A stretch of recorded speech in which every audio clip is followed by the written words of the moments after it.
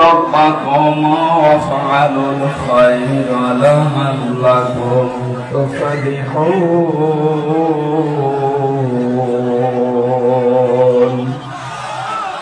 صدقت يا ربنا اللهم صل على سيدنا مولانا محمد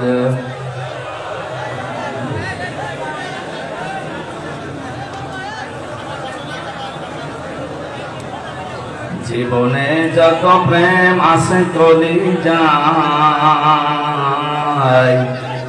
নবীজির তরে সবটুকু দিয়ে দেব তাই বিনিময়ে শাফাত যদি তার পাই মুছে যাবে জীবনে যত ব্যথা ভার। আলহামদুলিল্লাহ। এই আপনারা কথা বন্ধ করেন, নাই তো আমি চলে যাবো। কিন্তু কথা বন্ধ করেন। পাবনা জেলার বেড়া থানার অন্তর্গত তানবীর উলামা মডেল মাদ্রাসার আয়োজনে বেড়া সরকারি কলেজ ময়দানে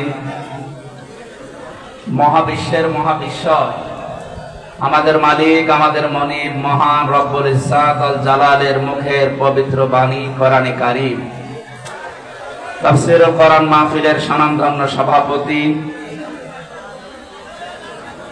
হাফেজ মাওলানা ওয়াসিম মাহমুদ, পরিচালক অত্র মাদ্রাসা, এ মাহফিলের প্রধান অতিথি পাবনার কৃতি সন্তান, অত্র এলাকার সর্বজন শ্রদ্ধাভাজন ব্যক্তিত্ব জনাব ডাক্তার আব্দুল বাসিত দামাত বারকাতুহুল আলিয়া। মঞ্চে বসা আছেন বিশ্ব ইসলামী আন্দোলন বাংলাদেশ জামাত ইসলামীর এই অঞ্চলের দায়িত্বশীল ইসলামিক চিন্তাবিদ, শিক্ষাবিদ, আমার মাথার তাজ জনাব মাওলানা আব্দুর রহিম আতালাল্লাহু উমরাহু ওয়া বারাকাল্লাহু ফি হায়াতি। বলেন আমিন। অনেক মানুষের নাম আপনারা দিয়েছেন এখানে, আমরা সবার জন্য দোয়া করছি। এখানে উপস্থিত আছেন বিশিষ্ট রাজনীতিবিদ, সমাজসেবক আলহাজ ফজলুর রহমান ফকির, ভিপি মোহাম্মদ শামসুর রহমান সহ অনেক মানুষের নাম দিয়েছেন, আমরা একবারে দোয়া করছি, সময় কম তো। ওয়ারফা'না লাকা যিকরা, এদের সম্মান মর্যাদা আল্লাহ দিনের পর দিন যেন আরো বাড়িয়ে দেয়। মানুষের সম্মান মর্যাদা বাড়ে কিসে এখনো পর্যন্ত অনেকে জানে না।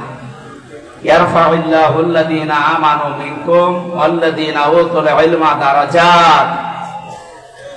সূরা মুজাদালার ভেতরে আল্লাহ জানিয়েছে আল্লাহ উঁচা করতে থাকেন। ইয়ারফা এটা মুজারি, বর্তমান ভবিষ্যৎ, প্রেজেন্ট ফিউচার। দিন যত যাবে, এখন যেমন হচ্ছে, দিন যত যাবে উঁচা হতে থাকবে, বুলন্দ হতে থাকবে। তোমাদের ভেতরে যারা ঈমান আনে এবং যারা ইলম পায়, এদের মর্যাদা আল্লাহ দারাজাত না দিয়ে দারাজাত বহু বচন দিয়েছেন। বিভিন্ন রকমের সম্মান মর্যাদা আল্লাহ দুনিয়া আখিরাতে বাড়াতেই থাকবেন।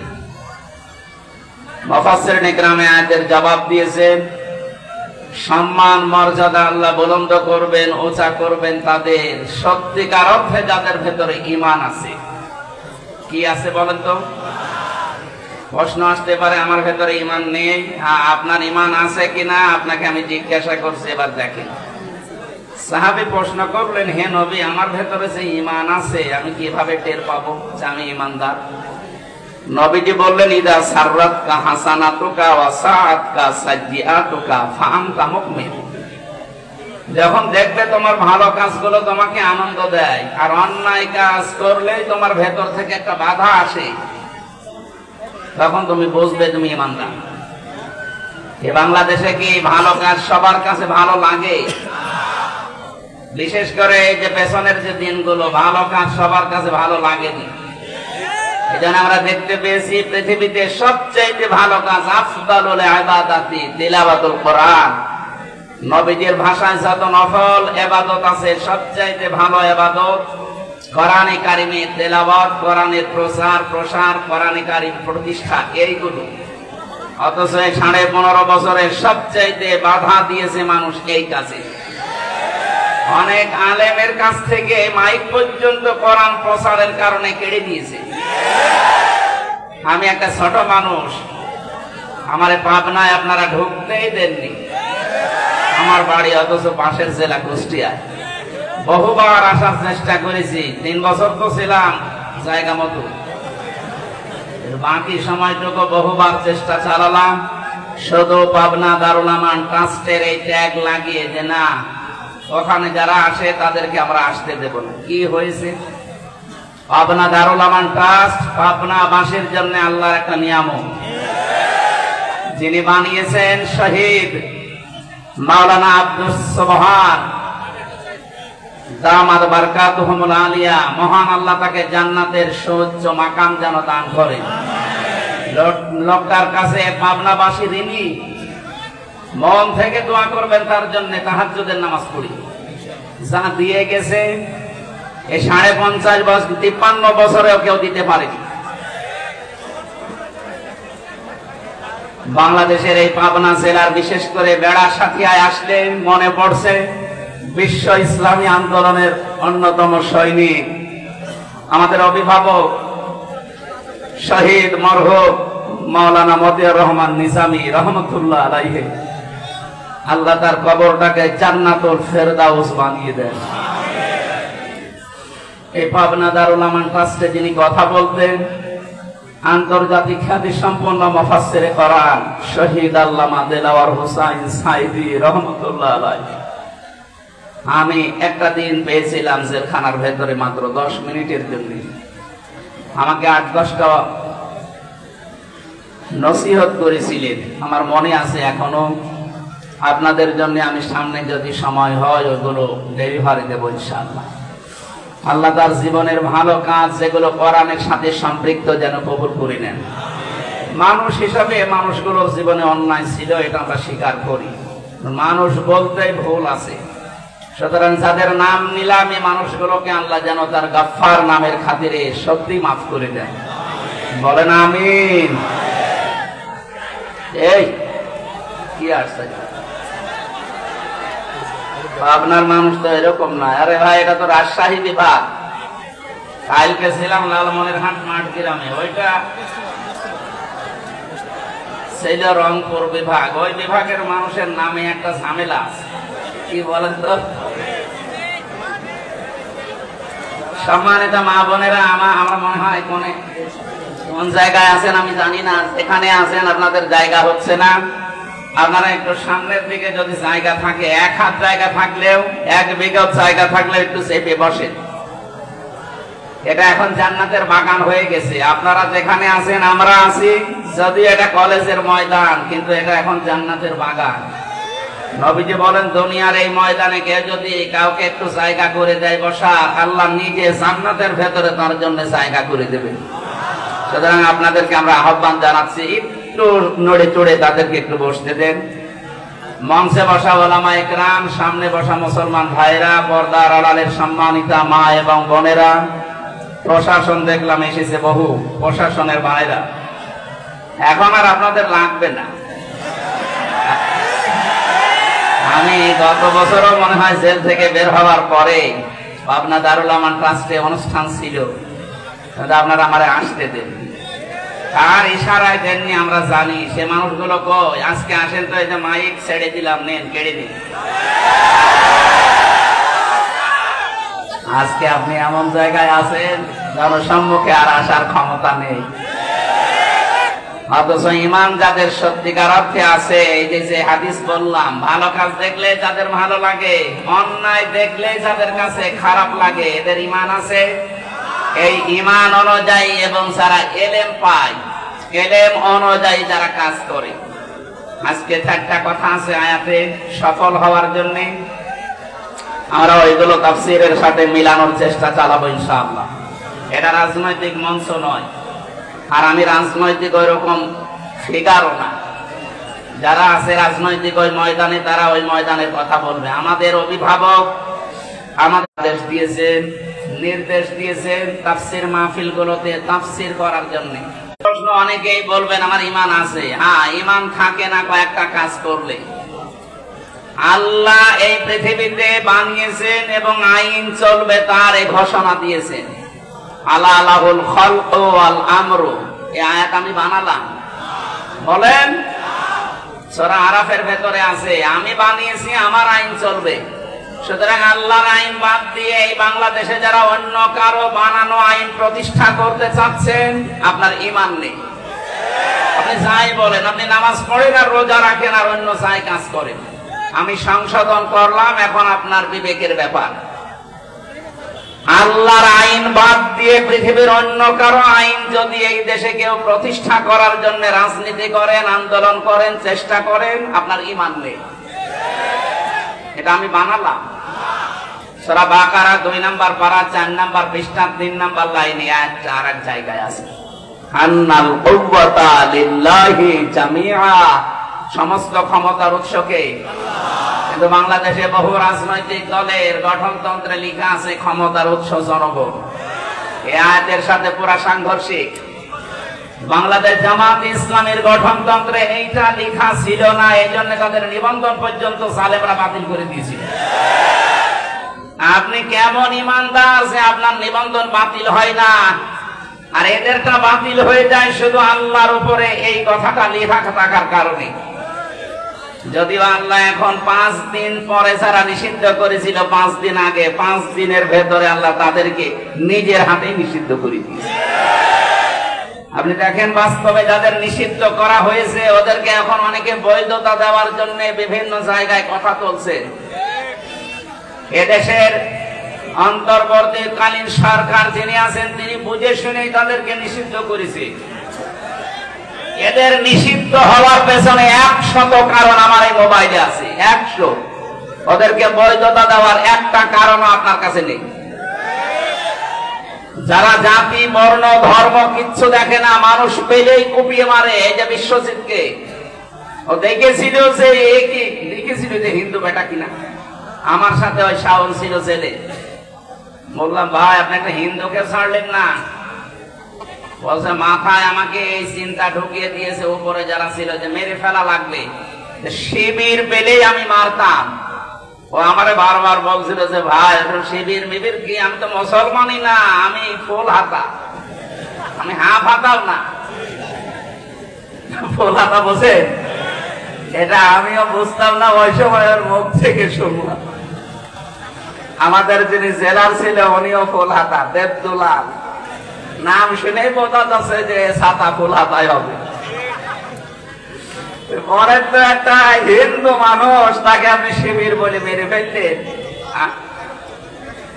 এরকম একটা দুইটা না, জাহাঙ্গীরনগর বিশ্ববিদ্যালয়ে 100টা মহিলার ইজ্জত নষ্ট করার পরে সেঞ্চুরি করে যারা মিষ্টি বিলাতে পারে এরা তারা। এদেরকে আপনি নিষিদ্ধ করার 100 কারণ আমি জানি। বৈধতা দেওয়ার একটা কারণ বলেন তো, যে হ্যাঁ এই কারণে তাদের বৈধতা দেওয়া যায়, বলেন। সুতরাং যারা চিন্তা ভাবনা করেছে, আমি চাই মানুষ হত্যার সাথে দেশে যারা জড়িত, বিশেষ করে গণহত্যার সাথে 2006 সালের 28 অক্টোবর থেকে শুরু করে 24 সালের আগস্টের 5 তারিখ পর্যন্ত যত হত্যা হয়েছে এর সাথে যারা জড়িত তাদের নিষিদ্ধ করা লাগবে। মানুষ হত্যাকারী যারা, এরা আল্লাহর কাছে সবচাইতে ঘৃণিত, এরা আল্লাহর অপছন্দনীয় লোক। সূরা নিসা 93 নম্বর আয়াতে আছে 4টা শাস্তির কথা আল্লাহ দিয়েছেন যারা মানুষ হত্যা করে। ওমা ইয়াকতুল মুমিনা মুতাআম্মিদান ফাজাযাউহু জাহান্নাম। 1 নম্বরে তাদের পুরস্কার আল্লাহ জাহান্নামে দেবে। 2 নম্বরে আল্লাহ রাব্বুল আলামিন বলেন ফাজাযাউহু জাহান্নামু খালিদান ফিহা। মানুষ হত্যাকারী যারা, বিশেষ করে মুমিন হত্যাকারী, এদের প্রথম পুরস্কার আল্লাহ জাহান্নামে দিয়ে শেষ করে দেবে না, চিরকাল সেখানে থাকা লাগবে। কথা বুঝতেছেন? শুধু এতটুকু আল্লাহ শেষ করেননি, অগদিবাল্লাহু আলাইহি, আল্লাহ রেগে থাকবেন তাদের উপরে, ফালানাহু, তাদের উপর আল্লাহ নিজে বরদোয়া দেবেন, লানত দেবেন, ওয়া'আদ্দা লাহু আযাবান আযীমা, তাদের জন্য যন্ত্রণাদায়ক শাস্তি আল্লাহ রেডি করে রাখছেন। বলেন নাউযুবিল্লাহ। আপনি আর কাজ পেলেন না, মানুষ হত্যাটাকেই বেছে নিলেন। গণহত্যার সাথে যারা জড়িত, পৃথিবীর ইতিহাস তাদেরকে ঘৃণিত করে ছেড়ে দিয়েছে।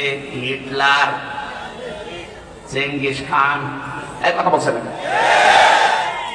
এই মানুষগুলো মানুষ হত্যার সাথে জড়িত ছিল। একটা জীবনের মূল্য আল্লাহর কাছে এত বেশি। কোরআন পড়ে আমি 3টি পাপের শাস্তি পেয়েছি ডবল। আপনি একটা অপরাধ করলে আপনার শাস্তি একটা হবে।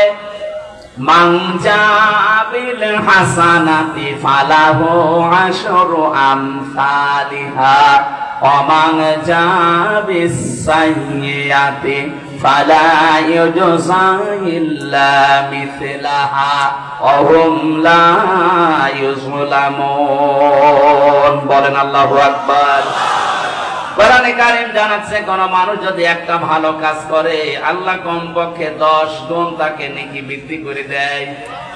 সিস্টেম অপর পৃষ্ঠায় দেখুন, কোন মানুষ যদি একটা অন্যায় কাজ করে তার শাস্তি আল্লাহ অতটুকুই দেবেন, একটা, তার উপরে জুলুম করা হবে না। কিন্তু এই 3টা পাপের শাস্তি আল্লাহ আলাদা ভাবে বর্ণনা দিচ্ছেন। এই 3টা পাপ যারা দুনিয়ায় করবে তাদের শাস্তি একটা না, ডবল হবে। يضاعف له العذاب يوم القيامة إلى آخر آية। সূরা ফুরকান 19 নম্বর পারার 5 নম্বর পৃষ্ঠার প্রথম নম্বর লাইনের 69 নম্বর আয়াতের প্রথম অংশে আছে, আল্লাহ বলেন তাদের শাস্তি আমি ডবল দেব। কাদের? এর আগে আল্লাহ 3টা কথা জানিয়েছেন, ভালো করে মিলাবেন। আমি জানি আমাদের রাজশাহী, খুলনা, রংপুরে সমস্ত বিভাগে এই গোনাগুলো আছে, কিন্তু হালকা, এগুলো বেশি চট্টগ্রাম আর সিলেটে। দেখেন তো আমাদের এলাকায় যে সমস্ত জেলায় আছে কিনা। ওয়াল্লাযীনা লা ইয়াদউনা মা'আল্লাহি ইলাহান আখার। 1 নম্বরে দুনিয়ায় যারা আল্লাহকে ডাকে কিন্তু পাশাপাশি অন্য কাউকে জুড়ে দেয়। কিছুক্ষণ আল্লাহর জিকির করছে, সুবহানাল্লাহ, আলহামদুলিল্লাহ, লা ইলাহা ইল্লাল্লাহ, আল্লাহ আল্লাহ। এরপরে দেখবেন ইয়া আলী বাবা, শাহ আলী বাবা, কেবলা বাবা, কেল্লা বাবা, ফতে বাবা। আমি জানি এই এলাকায় এসব এখনো হয়নি, আছে কিছু হালকা, যেগুলো চলছে বেশি। চট্টগ্রাম আর সিলেট বিভাগের ওই জেলাগুলোতে ওরা 180 মাইল বেগে চালাচ্ছে। আমি নাম ধরি না, তারপরও সতর্ক করার জন্য বললাম। এই যে আমার তাহেরি ভাই, কি জিকির বলেন তো, কেল্লা বাবা, ফতে বাবা। ফতে বাবার নামে কোন জিকির আছে?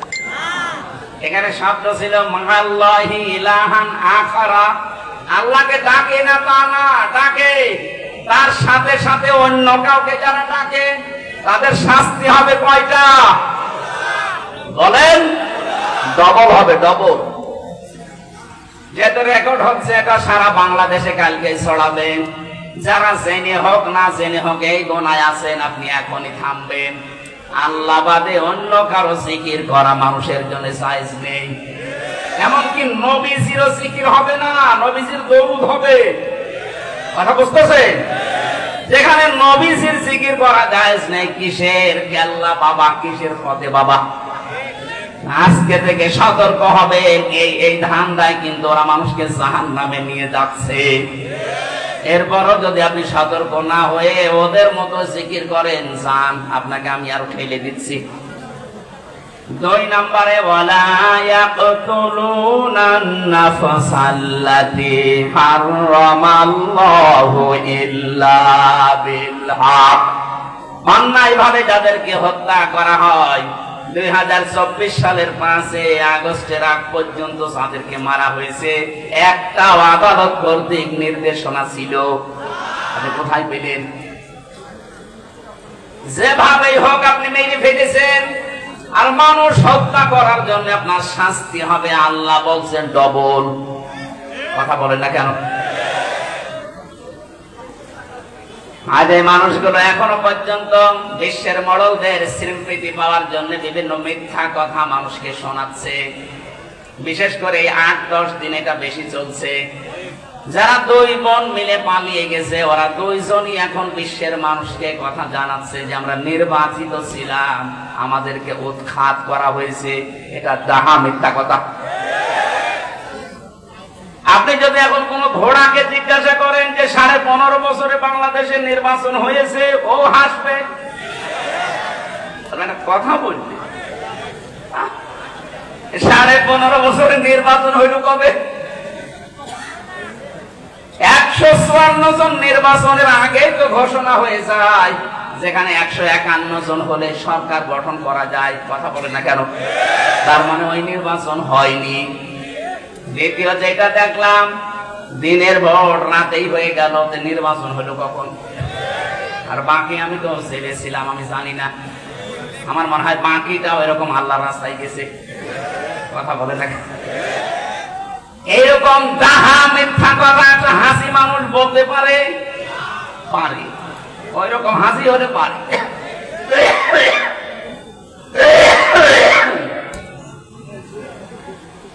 হাসি ওই রকম হলে পারে।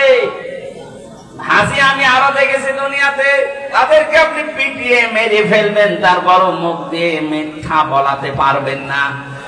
কারণ আল্লাহর ঘর যে দেখে আসে, এরপরও যদি ওর হেদায়েত না হয়, ওর কপালে আর হেদায়েত নেই। কোরআনে কারিমে আল্লাহ জানিয়েছেন, ইন্না আউয়ালা বাইতি উযিআ লিন-নাসি লাল্লাযী বিবাক্কাতা মুবারাকান ওয়া হুদাল লিল আলামিন। এই পৃথিবীর প্রথম ঘর এই কাবা, যেটা বাক্কা মক্কায় অবস্থিত। এর ভেতরে মোবারক কিছু জিনিস দেওয়া আছে, বরকতময় জিনিস আছে। এই কাবাকে আল্লাহ বরকতময় করে দিয়েছেন। শুধু না, ওয়া হুদান লিল আলামিন, বিশ্বের মানুষের জন্য এটা একটা হেদায়াত। এটা কি? কাবা শরীফ দেখে আসার পরও আপনি মিথ্যা ছাড়তে পারেন না, তার মানে আপনার কপালে হেদায়েত নেই। কথা বলেন না কেন? এর পরের শব্দে আল্লাহ যেটা জানিয়েছেন, ওই শিক্ষা দেওয়ার জন্য আমি পয়েন্টটা আনলাম, ভালো করে শুনবেন। কোরআনে কারীম জানাচ্ছে, ওয়া মান দাখালাহু কানা আমিনা।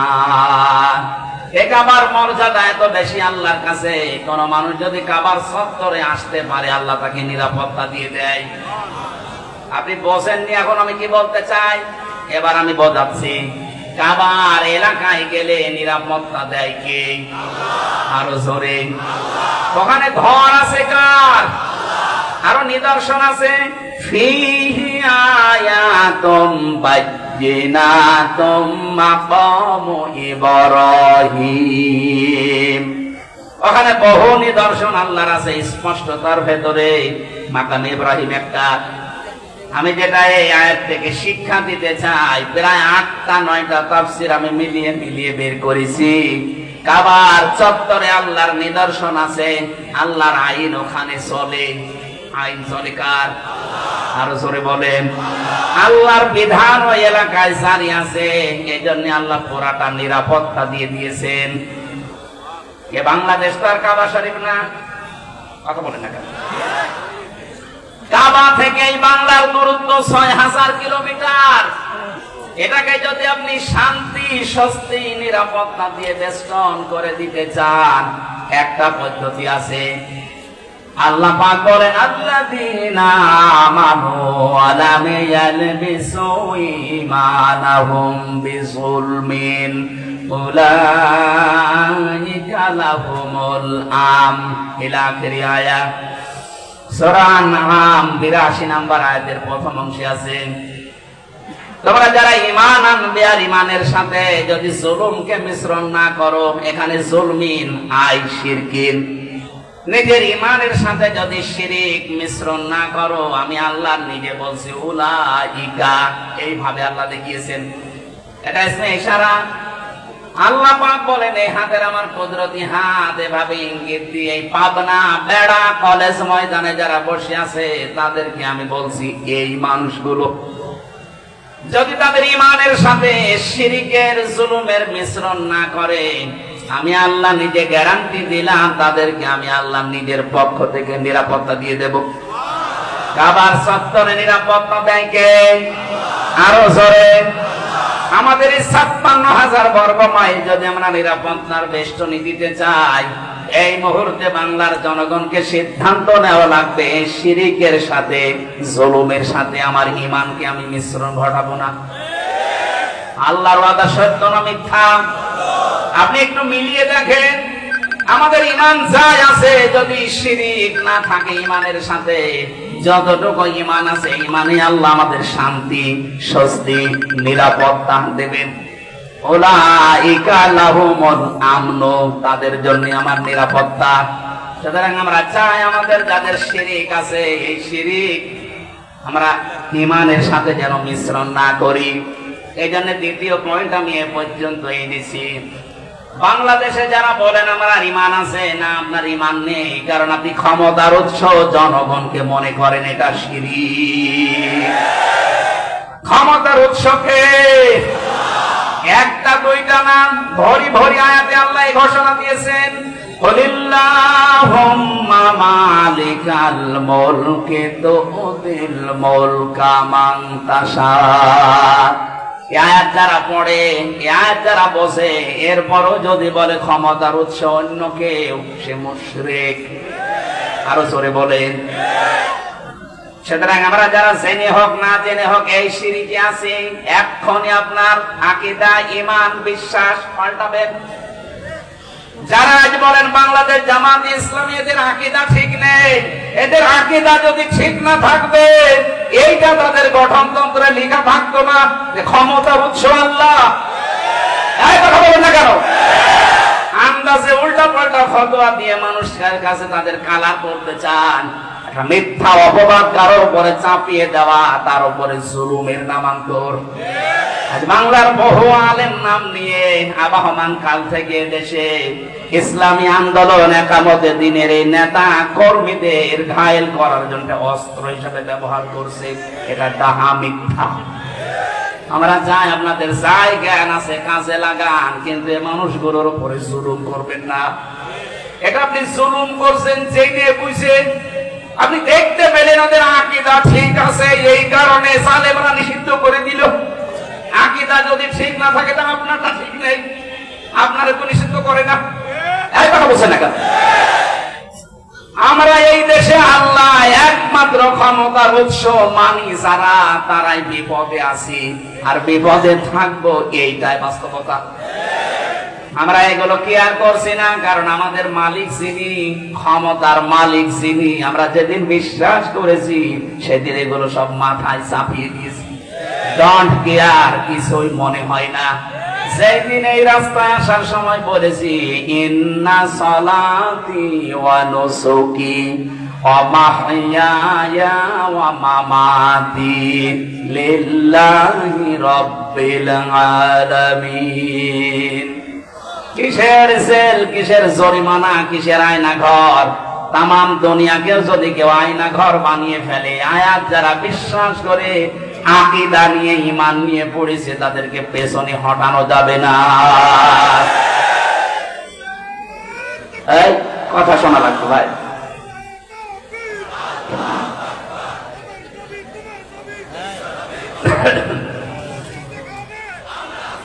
আমার ভাই, আমি জানি দেশে বহু মানুষের ঈমানটা আছে, এই জন্য আপনাকে আমি বাঁচাতে চাই আজকের এই অনুষ্ঠানের মাধ্যমে। আপনি যদি একটু মগজটা কাজে লাগান, আপনার বুদ্ধিটা একটু খাটান, দেখবেন পরিষ্কার হয়ে যাবে। এই শিরকের কারণে আজ আমাদের দেশে নিরাপত্তা নেই। কথা বলে না কেন? তাছাড়া আল্লাহর গ্যারান্টি তো মিথ্যা হওয়ার কথা না। আমি আবার বলছি, আল্লাহ যেটা পারে ওইটা অন্য কেউ পারে, এই বিশ্বাস করার নাম শিরক। আর শিরক যারা করে তারা মুশরিক। আর ফতোয়া লাগবে? আমি তো একবারেই বলে দিয়েছি, আল্লাহ যেটা পারে অন্য কেউ পারে, বিশ্বাস আমরা করি না। কথা বলেন না কেন? আপনি বিশ্বাস করেন যে আল্লাহ যেটা পারে অন্য কেউ পারে না? আপনি যেমন বিশ্বাস করেন সন্তান দিতে পারে শুধুমাত্র আল্লাহ, তামাম দুনিয়ার সবাই মিলে চেষ্টা করলো এটা দেওয়া সম্ভব না। কথা বলেন না কেন? এটা যেমন বিশ্বাস করেছেন দুনিয়া বানিয়েছেন আল্লাহ, আইন চলাতে পারে, তার অন্য কারো আইন এখানে চলানো জায়েজ নেই, এটা যদি এইভাবে বিশ্বাস করতেন বাংলাদেশে আল্লাহর আইন কায়েম হয়ে যেত। এই বিশ্বাসটা আসলেই মানুষ কেন জানি মনে করে না এটা রাজনীতি, এটা জামাতের কথা, এটা জামাতের বাবার কথা। জামাতের বাবা এই কথা বানিয়েছে, এটা আল্লাহ বানিয়ে দিয়েছেন। এ বিশ্বাস যাদের নেই, যারা মুশরিক, তাদের সম্মান মর্যাদা দিন যত যাবে বাড়বে না, আরো কমতে থাকবে। মুশরিকদের সম্মান মর্যাদা যদি দুনিয়ায় বাড়ে, তাহলে কোরআনের এই আয়াত কি করবেন আপনি? আল্লাহ মিথ্যা কথা বলতে পারে? বলেন। এই জন্য আশা করছে আপনি নিজের আকীদা, বিশ্বাস, ঈমান এখনই পাল্টাবেন।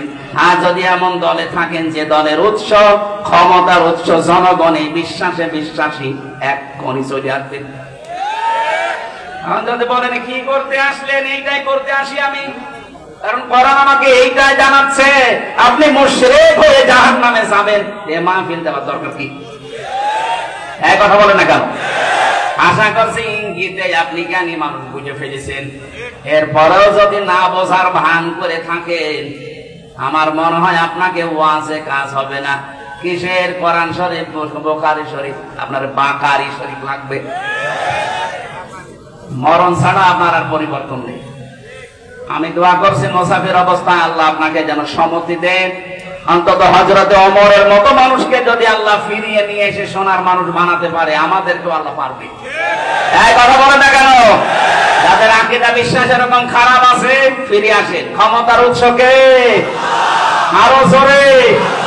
যখন এই দেশে ৯৬% মুসলমান এই বিশ্বাসটা ১০০% আল্লাহকে দেখাতে পারবে, কাবার মতো এই ৫৬,০০০ বর্গ মাইল নিরাপত্তা আল্লাহ নিজে দেবে। আল্লাহ দিতে পারবে না? পারবে ইনশাআল্লাহ। ওই বিশ্বাস নিয়ে আজকে কোরআনে কারীমের তেলাওয়াতকৃত আয়াতে প্রবেশ করছি। সূরা হজ ৭৭ নম্বর আয়াত পড়েছি। সফলতার মাপকাঠি আল্লাহ এখানে বর্ণনা দিচ্ছে। আমরা সফল হতে চাই না? আল্লাহ রাব্বুল আলামিন বলেন, ইয়া আইয়ুহাল্লাযীনা আমানু, ওহে যারা ঈমানের দাবি করো, খুব ভালোবাসা নিয়ে বলছি তোমাদেরকে। কোরআন শরীফে আল্লাহ এই আয়াতটা দিয়েছেন ৮৯ জায়গায়।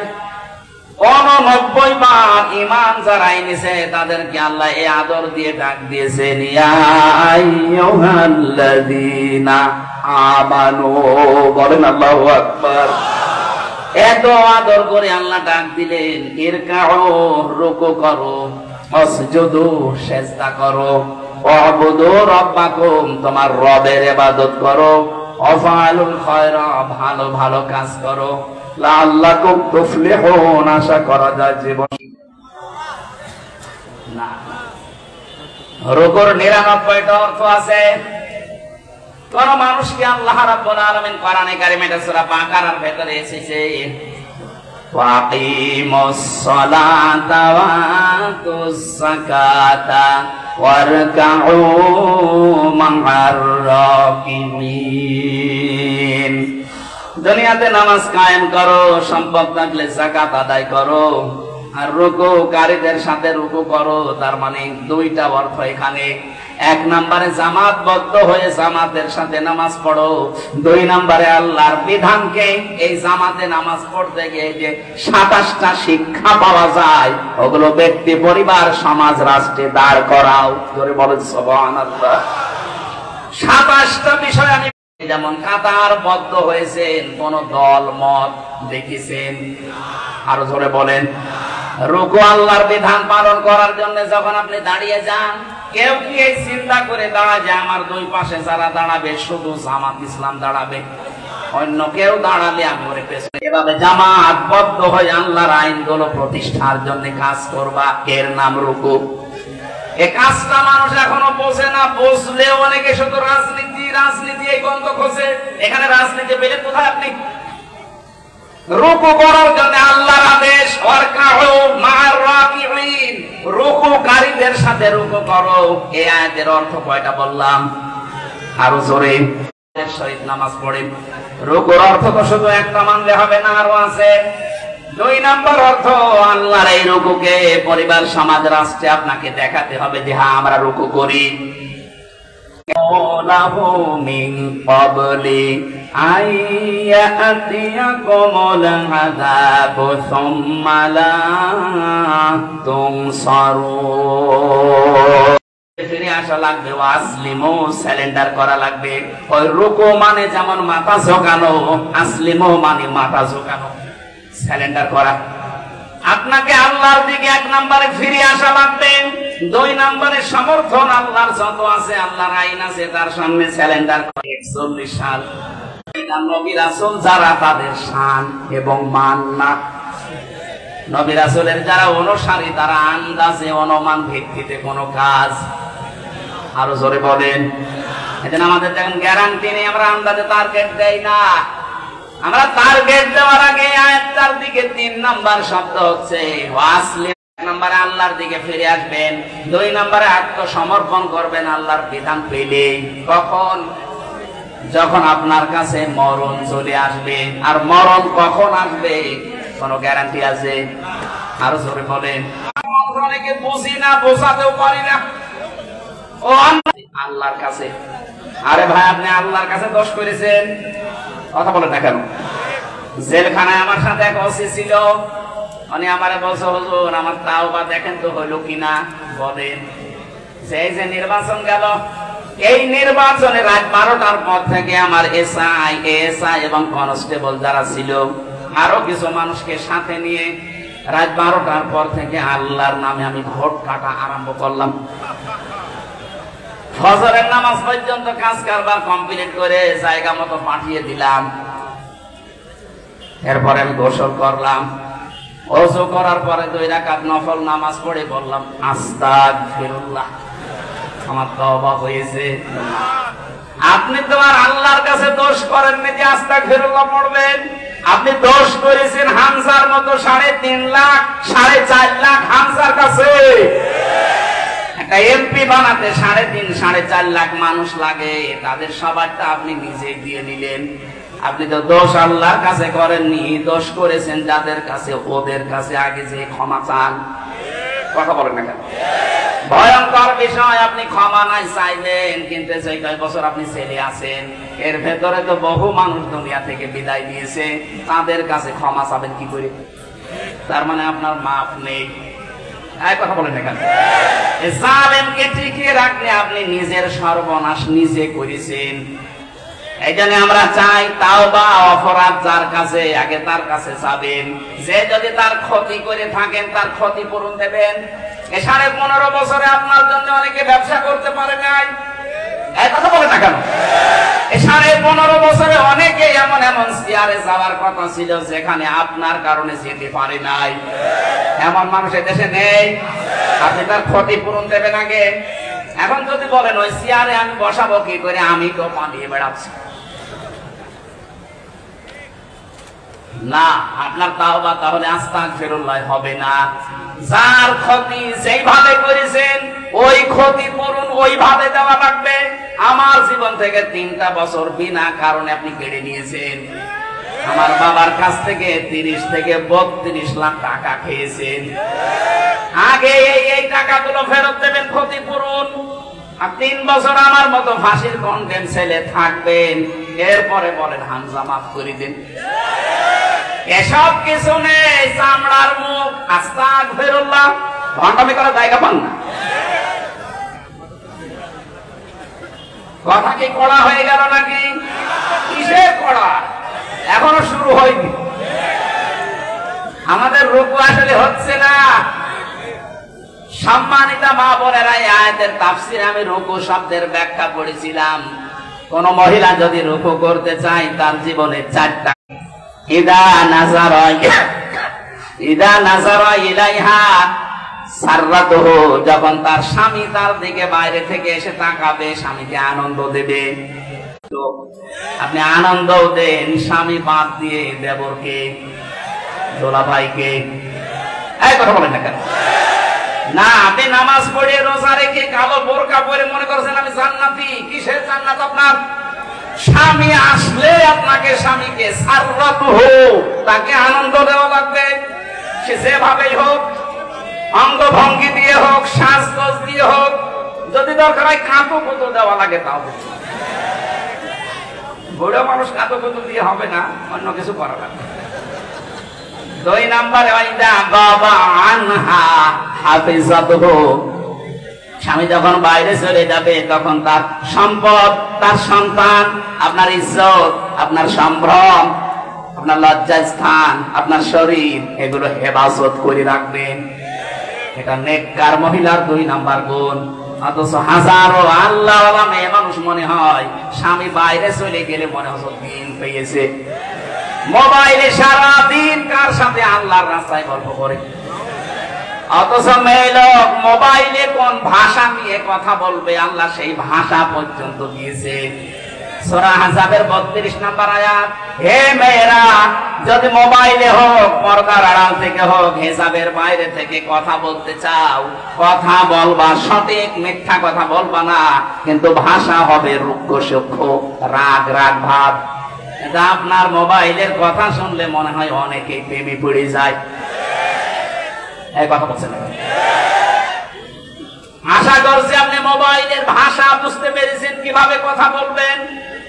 আননোন নাম্বার যদি আসে ধরবেন, ধরার পরে সালাম দেবেন। এরপরে যদি দেখেন না যে খোকার বাবা না, ওই যে 14 জন পুরুষের সাথে দেখা করা যায় যাচ্ছে, ওই 14 জন না, আপনার বাবা, আপনার ভাই, এরকম 14 জন আছে। সূরা নিসা 21 নম্বর 22 নম্বর আয়াতের তাফসীর দেখে নেবেন।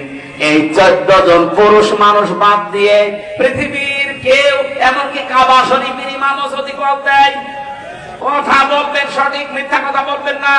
তো ভাষা করবেন এমন আপনার কথা শুনে যেন মনে করে আল্লাহ এ কি মহিলা না আজরাইল। আর যদি শাবনূরের কণ্ঠে কেমন আছেন বিআই সাহেব, ওইভাবে মোলায়েম কণ্ঠ দিয়ে শুরু করেন, ও মনে করবে কাজ হচ্ছে। 2-4 দিন, 8 দিন, 10 দিন, 1 মাস পরে দেখবেন আপনার নিয়ে আল্লাহর রাস্তায় চিল্লাই গেছে।